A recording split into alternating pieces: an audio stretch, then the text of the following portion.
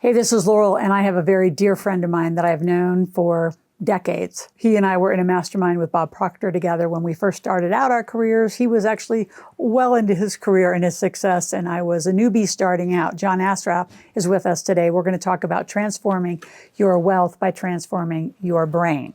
John has moved into many, many industries, and now he's focusing on your brain, your inter exercises, right? Your interdiscipline, your inner conversations that you have, and how it affects your brain, the neuroscience behind it. So this is one of a 3-part series of me and John Assaraf digging deep into all these topics.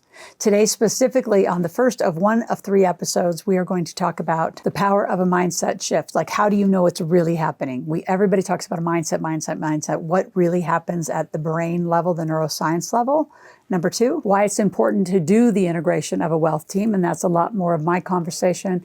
And then the last thing we'll talk about today before we head into part 2 is how do you align the strategies that you have to work through whatever's going on in your neuroscience and brain, potentially blocks that you have, to achieve the wealth strategies that you want. So let's listen in to John and I, the first of a 3-part series.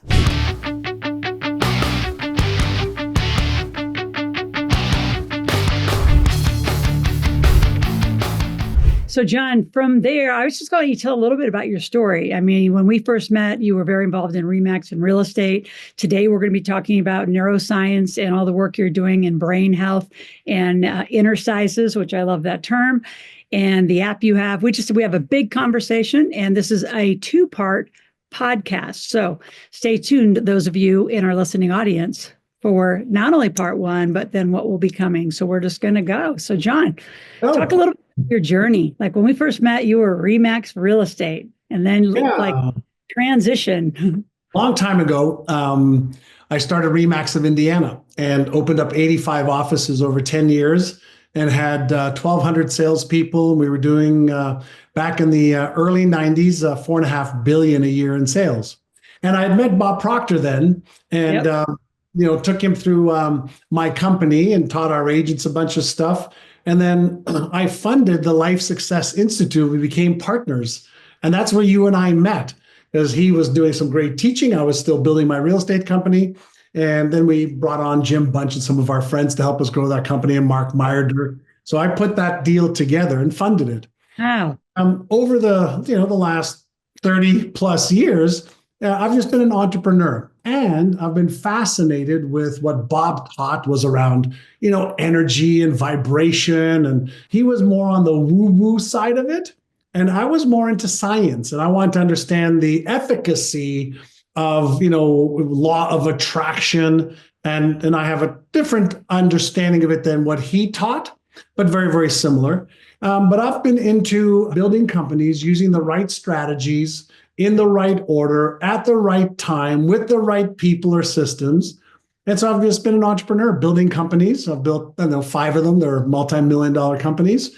And but I've been fascinated, especially when I had 1,200 real estate agents. Why is it that we could teach them what to do, what to say, how to say it, but they wouldn't do it? And we'd give them the blueprints. Here's like paint by number. You want to make 100,000? Do this. You want to make 500,000? Do this. You want to save more money? Do this. You want to invest and protect yourself? Do this. So we would teach them what, why, and how, but they still wouldn't do it. And I got fascinated with the brain, the human brain.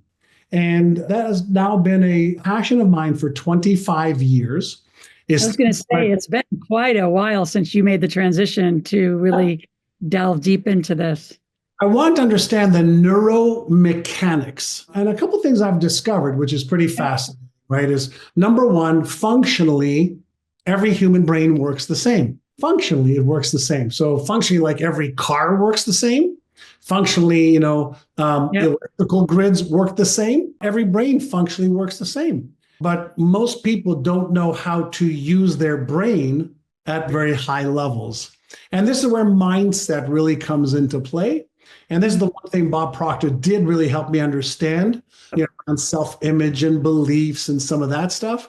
But I've just been fascinated to go deep into the neuroscience and neuropsychology of performance and behaviors and emotions and self-talk And that's really been my body of work for the last 25 years for myself and in my companies. But then in the last probably 15 years, training over 100,000 students on my methodologies for upgrading their mindset and emotional regulation. So they apply actually what we readily have available to apply. So we can start off with all of that.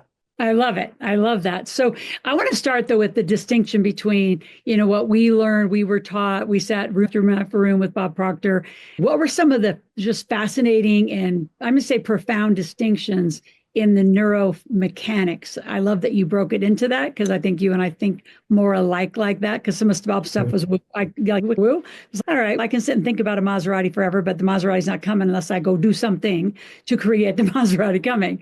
So What were your distinctions? One of the things Bob taught back in the 80s, 90s is based on a lot of his work with Leland Van der Waal and some of the old greats, Earl Nightingale, Thomas Trowell, and Napoleon Hill's work, which he was a master of. And Napoleon Hill's great line was, think, believe, and you'll achieve. And I say, that's bullshit. You can think your heart away. You can believe. Don't apply the law of Goya with this law of attraction thing. Nothing happens. And most people have never, ever learned about the law of Goya. And I learned the law of Goya back in 1980. That was the most complementary law to the law of attraction. And the law of Goya is this: get off your ass and do the right thing in the right order at the right time. Yep. So I have a bunch of these.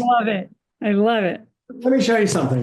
I'm going to borrow Goya. I'm going to. We should have T-shirts that say Goya, John. Yeah. So I can think and believe all my heart's desire to solve this, right? Or to solve this, or to solve the Rubik's Cube. And let these represent the vision or goal we want to achieve, or even the granddaddy of them all. Okay. So I can think and believe and get into resonance with this, but it ain't moving on its own. So either I'm going to learn how to solve it.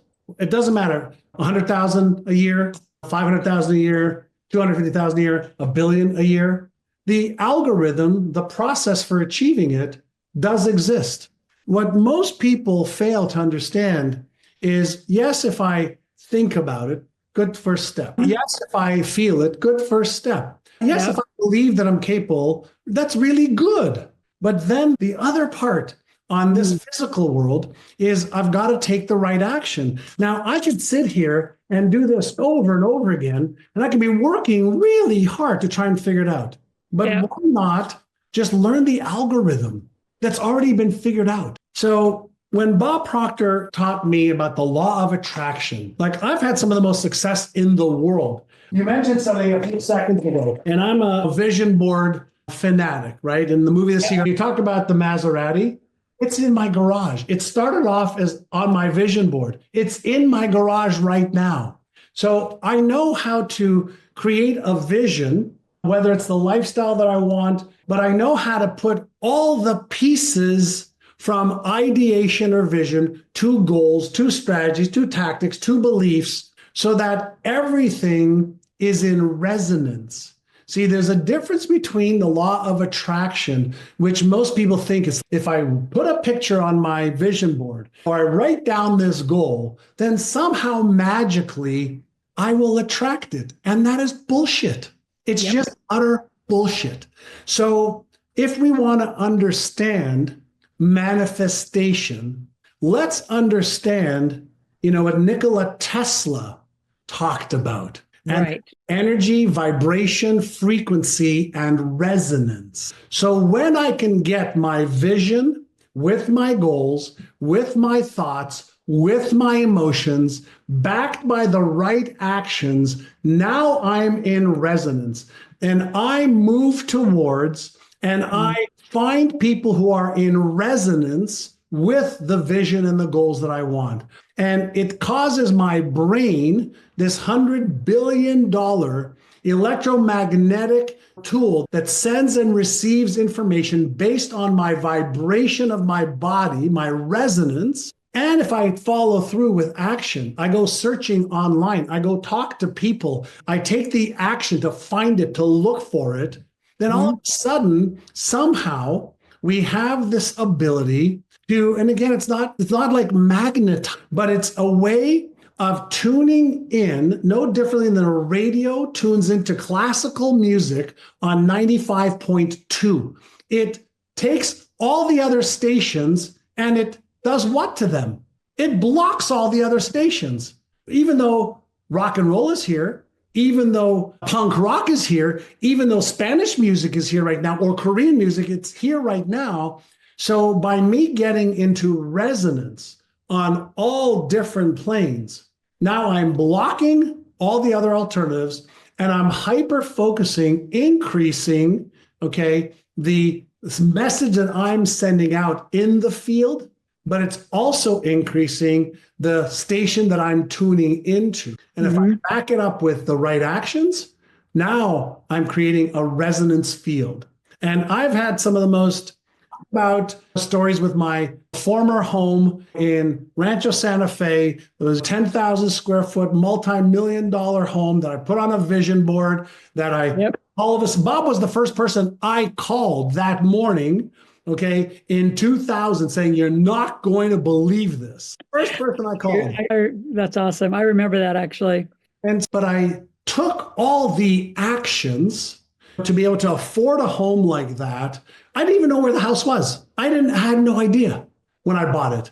So there is something mysterious about that because I was in Indiana at the time. I moved to Vancouver, British Columbia, moved to LA, then moved to this small little town called Rancho Santa Fe in San Diego, saw this home in a magazine, went to see the house, bought the house, renovated the house, and then I opened up my vision board and it was on the vision board, the house I was on. And I was like, oh my God, how did this happen? All the research, 25 years of research now, is I was in total resonance. I hope you enjoyed the first of those 3-part series with John and I. And I want you to subscribe to my channel. Be here 5 days a week. We have so much work here on brain, mindset. Another thing I want you to actually to focus on, you go to my playlist, is check out Brain Tap. It's an amazing technology that I use a lot. In fact, my Millionaire Maker works inside of it.